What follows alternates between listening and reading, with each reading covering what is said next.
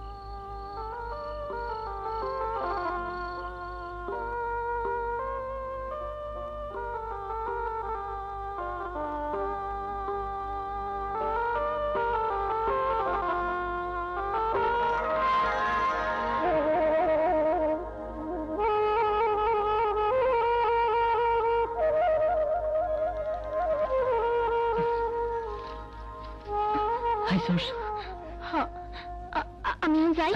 সখী, আমার ভয় করতেছে, আমিও যাই। ভয় করতেছিস কেন? তুই মনে করতেছিস আমি তোর নষ্ট করুন? যা তাইলে।